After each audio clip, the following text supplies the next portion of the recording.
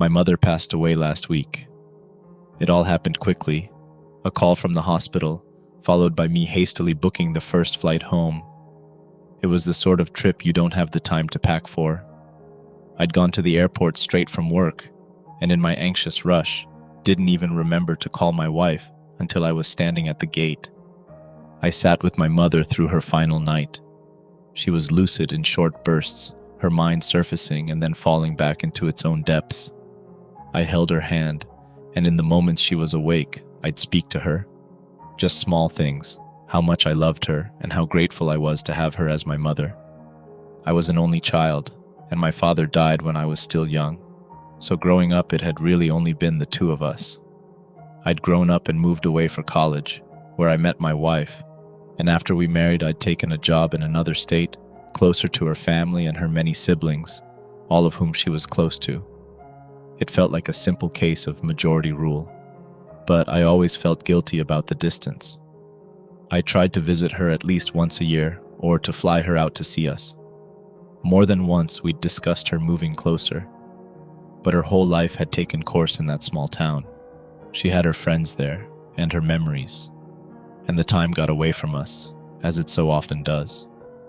On her final morning, she seemed almost herself again, lucid enough that I allowed myself to believe, at least for an hour or so, that she might actually pull through.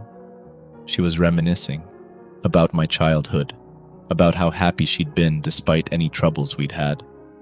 Raising a kid alone in a house where something was always breaking couldn't have been easy, but she said she wouldn't change a thing. She brought up the summer I turned 11 when I got my first bike, how excited I was. She'd taught me to ride it herself, and after that I was gone every day until the streetlights came on. I didn't have many friends back then. I went to a small school, lived on an isolated street on the far side of town, and there were no other kids close enough to play with, but the bike gave me a kind of freedom I hadn't known before. And for a summer, that small town became a miniature world to explore. I'd ride to the convenience store a few miles off for popsicles or candy. I'd cut through the field behind our house and startle up mice and snakes from the tall grass as I went. But my favorite place was the woods. A wide stretch of tall pines about half a mile behind the field, split by a shallow creek at its entrance, that winded its way on and off through much of the forest. That was where I found my fort. I always called it mine, though truthfully I'd only found it. It had clearly been there for years before I ever set foot near it, and I never once ran into whoever built it, or anyone at all for that matter. We talked about that old house for a while. I brought up my last memories of my father, and she told me stories from her own childhood, growing up in that same town. I told her, half joking, that she was lucky to have found her soulmate so close to home, and admitted that as a kid I'd sometimes hated that little town, hated how small it was, how I used to wish for a friend or two to ride bikes and play in the woods with, to show off my fort to, but I was still happy because of her. She laughed, and then raised her eyebrow slightly. "What are you talking about? You spent that whole summer after you got your bike with that one girl. Gosh, what was her name? I'm the one supposed to be losing my mind here." "Girl?" I asked. "The little brunette, with freckles? Don't tell me you forgot. You two were practically joined at the hip. You were always eager to get out of the house every morning, to go meet her at your fort." I thought for a minute, genuinely unable to place the memory. I'd had a handful of friends growing up, sure, but none close enough to my house to ride bikes with, and I had no memory whatsoever of anyone else ever setting foot in that fort with me. "You don't remember her name? Was she a classmate?" I asked. "She must have gone to your school, I'd think, unless she was just visiting that summer. But who visits Pine Ridge?" She laughed again softly. I ultimately chalked it up to her state of mind. The doctors had informed me that patients sometimes said strange things before they passed. She'd murmured something about seeing my father in the room just the night before.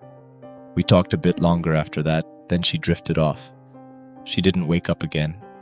She left me the old house. I drove out that same day to check up on the place, just to look over what was left, and to bask in old memories for a while. A handful of new houses had gone up nearby in the years since I'd left. The field behind the house that I used to cut through on my bike was now half cut down to make room for new development, which had evidently stalled. The house's lawn had gone wild, but the house itself looked almost exactly as it had when I was a boy. Despite the familiar appearance, it felt very different inside, empty in a way it had never felt before. I'd always thought a home held on to some part of the people who lived in it, some memory or presence, but standing in the entrance, I couldn't feel it. Whatever presence the home had held on to had drifted away with my mother's last breath. I went to her room and turned on the light. The bulb flickered before it lit, filling the room with the warm orange glow of her old sodium bulbs. She never switched over to the white ones everyone else used now. She said they made every room feel like a waiting area. I went to her dresser. My mother was never the type to hold on to much. She got rid of things the moment they stopped being useful, and was never the sentimental type as far as I knew. But I guess nostalgia gets to us all a little bit. Tucked in the bottom drawer was a stack of small boxes, each one labeled by decade. I went through them in order, starting with the most recent. Photos from our visits over the years mostly. Then my wedding, my college graduation, birthdays, school trips, the handful of events she'd thought to bring a camera to over the years. And finally, the summer I got my bike. A photo of me standing beside it at my birthday party, which a grand total of 2 classmates had attended. I was grinning wide while holding up a bike with a glossy red frame and a bow still tied around the handlebars. The best gift I ever got. I flipped through the rest of that envelope. It was mostly photos from my party, a few of me playing outside that she'd taken candidly, me riding my bike in the driveway, still looking a bit wobbly. And then a photo of me standing next to a girl I didn't know. Her smile was as wide as mine. She had bushy brown hair, green eyes, and freckles set in 3s across each cheek. I stared at it for a moment, then turned it over. James and Emma, June 14th, 1999. Emma. I examined it closer. The photo had been taken in our front yard near the driveway. My mom's old station wagon was in the background. On the ground in front of it sat my bike, and beside it, a second one. Purple, with streamers hanging off the handlebars. I had wanted a friend that whole summer. Apparently I'd had one. And somehow, I had no memory of her at all. I went back to my old room and dug out my yearbooks, going through them page by page. Elementary, then middle school, then high school, checking every photo and name. Then I skimmed through them a second time, this time remembering to check the signature pages. Most of them were sparse, filled with the same handful of names I already remembered. Then I found something I didn't remember, 6th grade. A single signature at the very back of the book, separate from the handful of others. A short note in careful, looping handwriting. I know we didn't go to school together, but I'm still glad I get to sign your yearbook. It's my first time signing one. I've had a lot of fun this summer. I'm glad we met. Signed, Emma. A small smiley face was drawn beside her name. Straightforward. No last name, no other clues. Just a short message in an old yearbook that left me more unsettled than the photo had. It nagged at me the rest of that night. I called my wife to talk about my mom and to hear a voice of encouragement, and told her that I'd be staying a few more days to handle the house and the arrangements. I declined when she offered to fly out with the kids. Even during the phone call, I couldn't keep my mind off the girl in the photo. Why had my mother never brought this up before? Not at a single visit or at any holiday. Never once in all these years. I remembered a specific conversation years ago. My mom was visiting, and I was complaining to my wife about growing up without anyone to ride bikes with. My mom had laughed and blamed it on the town. Too small to live close to other kids, too big to ride your bike to them. She never once mentioned a friend, so why not mention her then, or any other time before or since? The only other thing I could remember her mentioning was the fort. She'd associated it with the girl, with Emma. I hadn't been back there since I was a kid. I wasn't even sure it would still be standing. It had already looked like it could fall apart at any moment decades ago, but it was the only real clue I had. I didn't bother waiting for morning. I found an old flashlight in the garage, the kind with the fat square battery that you had to slap every now and then to keep on. I told myself that I wanted to get it over with so I didn't have to spend tomorrow dealing with it. That was true in a sense, but it wasn't the real reason. The real reason was that I didn't think I could sleep with the idea of some phantom memory nagging at me. The field was smaller now, cut down on one side, and replaced with a muddy mess, wooden stakes, and half-hung string marking out zones for building. But past it, the tree line was the same, tall pines, standing black against the sky.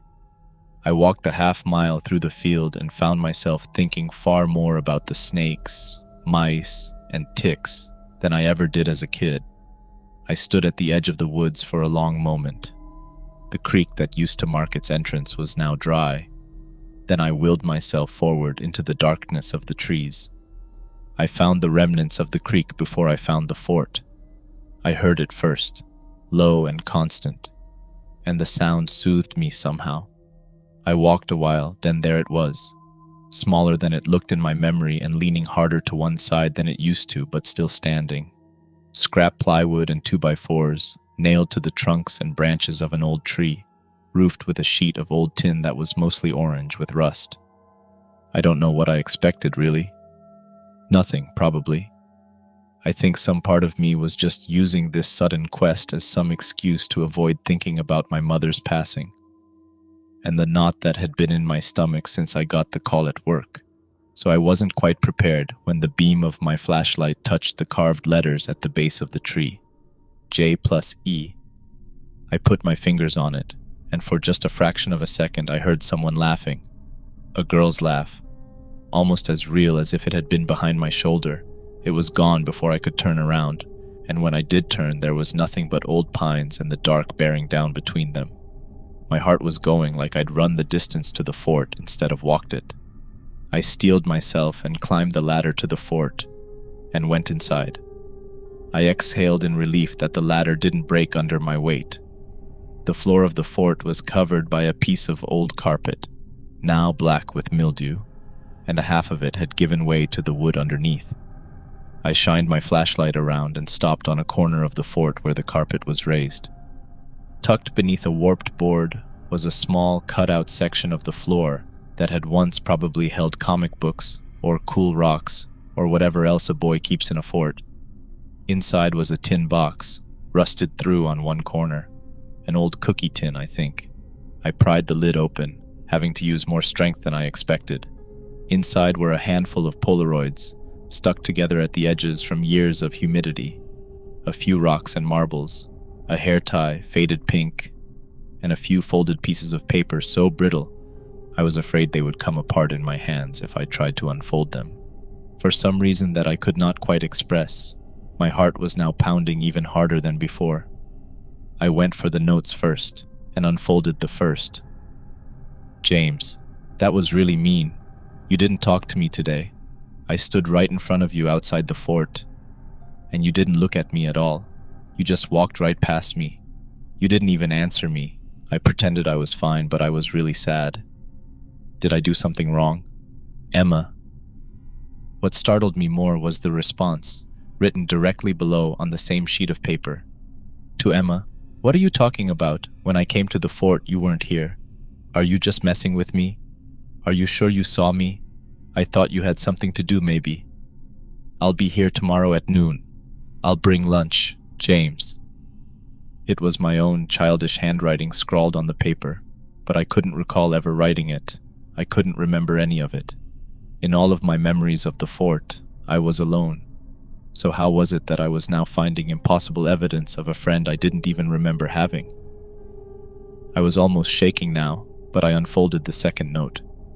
James, I thought you were playing a mean joke on me when you said you didn't see me. But today I went home and my own mom ignored me.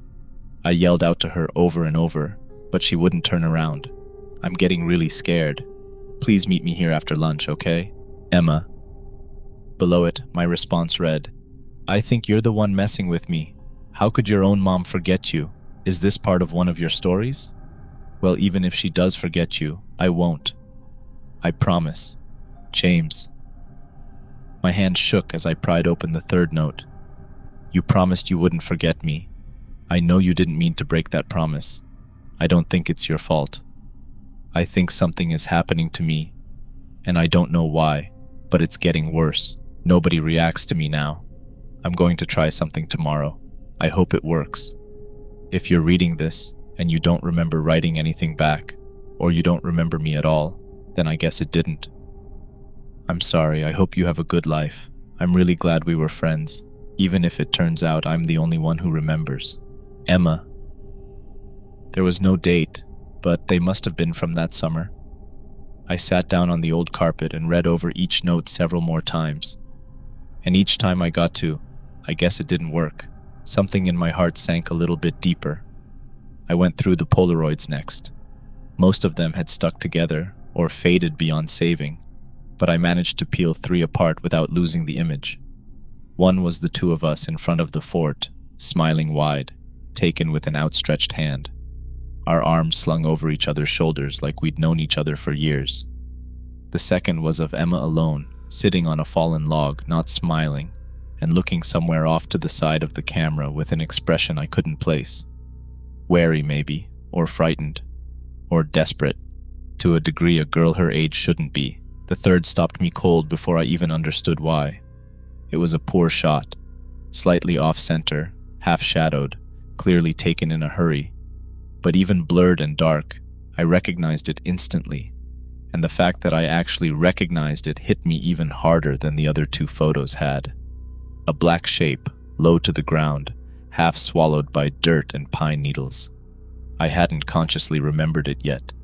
I don't think I'd let myself, but something in my chest reacted to it before my mind caught up, like flinching at a sound you don't yet know the source of. I looked at where Emma was looking in the second photo. She was looking toward it too. Fragments were surfacing like a half-remembered dream, but it was coming to me now, faster than it had with anything else in that box. There was a place in these woods, deeper in, past where the creek split. That was where the shape in the photo was. I remembered finding it on one of my first ventures into the woods as a boy, standing at a certain distance from it. Always at a distance, like there was a line drawn in the dirt that I couldn't see, and feeling something with no apparent source press against my chest. A strange pressure, sort of like the pressure in your ears on an airplane, but all over. I remembered the lights too, small and indistinct, hovering at the edge of my vision every time I went near that place, like blue fireflies blinking in and out. I could never see them when I looked at them straight on, and recalled that I didn't like to try. They were only in the corners of my eyes, and gone the instant I turned to face them. I always had an excuse for seeing them. I told myself that it was the sun through the leaves, or some unique species of fireflies that blinked blue, if it happened at dusk. When I had no other explanation, it was just my eyes playing tricks on me. But I remembered being very sure of those explanations, mainly because I found any alternative uncomfortable. I went to find it again. It took me several attempts. I followed the thinning creek, then got turned around, then tried once more from where the water split east. On the third try, I found it, tucked into a small hollow in the trees exactly as the old photo showed it, except no photograph or half-memory had prepared me for actually standing in front of it again. It didn't look like a rock, really. Whatever this was, it didn't rest in the ground like an inanimate object placed there by nature and happenstance. It sat in the earth as though erected, angled at a slight lean like my old fort. Its dark black blinked with a strange glassy blue where my flashlight caught it, its surfaces flat in places and strangely warped in others. It was like something built rather than naturally formed, then half buried by someone in a hurry. The strange symbols cut into its face didn't seem to sit still under the light. It wasn't that they moved exactly. Rather, my eyes couldn't seem to hold on to them. Every time I thought I had the shape of one memorized, I'd blink and lose it, and have to start over from another symbol. I stood near the tree line, a distance from it. That same old pressure was already beginning to press upon my chest, unmistakably the same feeling. There was a ringing in my head that made my spine shudder, like a bell had gone off inside my skull. I stood there for a long moment, telling myself I only wanted to look, that whatever this thing was, perhaps it was dangerous. Radioactive material somehow incorrectly disposed of, perhaps. I just needed to see it, confirm it was real, then leave. But as I stood looking at it, I noticed the lights again, in the corners of my eyes. But something was different this time. Maybe because a part of me was already looking for them, or maybe because I was closer to the thing than I'd ever willingly been as a boy. This time, they didn't scatter the way they used to the instant I turned my head. They remained. 3 of them, near the base of the stone. And for the first time in my life, I let myself actually look. They weren't lights, or they weren't just lights. They had a form to them, the suggestion of shoulders, of arms, of something like a head, swaying back and forth, flickering in and out like an old television, there and then, not there, then there again. Never quite solid enough to call solid, but not quite vague enough to call a ghost. One of them lifted what might have been a hand. It reached out toward me slowly, then stopped, like I was just out of its grasp. There was nothing threatening in the motion. In fact, it looked less like a threat and more like a plea. As the ringing in my head spread and then consumed me, I remembered all at once exactly why I never used to look at them directly. It wasn't fear of them alone. It was something closer to the feeling of standing on the shore and watching someone out past the buoys as they drowned. A specific, gnawing helplessness of being looked at pleadingly by something that is desperate for help, and knowing that swimming out to their aid would only drown the both of you. I made myself stay where I was as the ringing washed over me, not taking a step forward or back. I just stood at that invisible line, close enough to feel the pressure thickening in my chest, close enough to watch the shapes flicker at the edge of the stone, and I let the memories come. It was as though the pressure emanating from this strange, half-buried pillar in the ground was returning something that was long lost to me. I remembered riding my bike one day and meeting Emma. She was also riding her bike through the field from the neighborhood on the other side of the forest that stood as the boundary my mother had set for me. I remembered hitting it off with her at once, and her asking to ride bikes with me.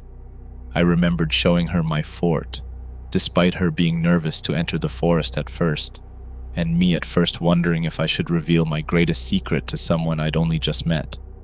I remembered days of adventure, of fun and laughter, of make-believe and games, of notes written to each other and picnics and catching fireflies and telling stories. And then I remembered bringing Emma here, showing the strange monument to her like it was a curiosity, something I was both proud of and afraid of in equal measure. I remembered telling her I never went past a certain point. I remembered her laughing. "It's just a rock, James." Then walking toward it anyway, her face going pale and strange the closer she got, like she wasn't entirely choosing her own steps anymore.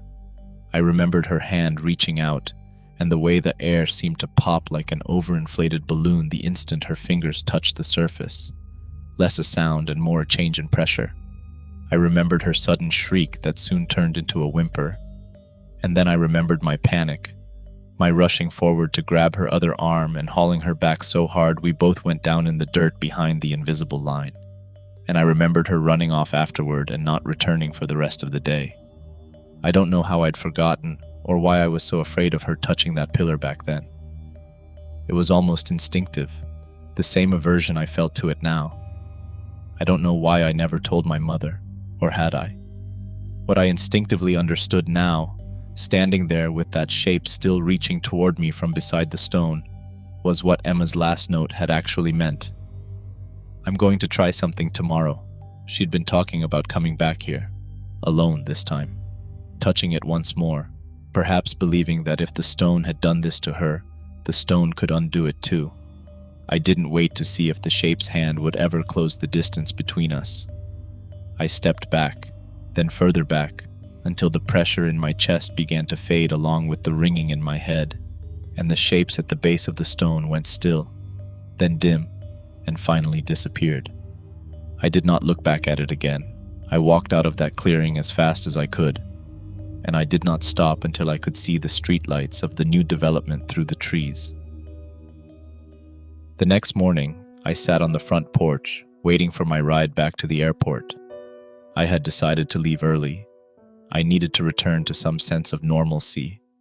I could make the arrangements for my mother's funeral over the phone and return with my wife when I was more mentally stable. A part of me believed the events of last night to be some cruel hallucination, spurred on by grief and exhaustion. I retrieved my phone from my pocket. I needed to hear my wife's voice, to tell her I'd be heading home soon, back later that day, if there were no delays. I wanted to hear her reassurance, to distract me from the sadness I still felt, and the confusion of memories I'd forgotten. I wanted to hear the kids over the phone before they were off to school. She picked up on the third ring. "Hello?" "Hi, honey," I said. There was a pause on the line after that. "Honey?" I asked once more, unsure if we'd disconnected. Then I heard her voice. "Who is this?"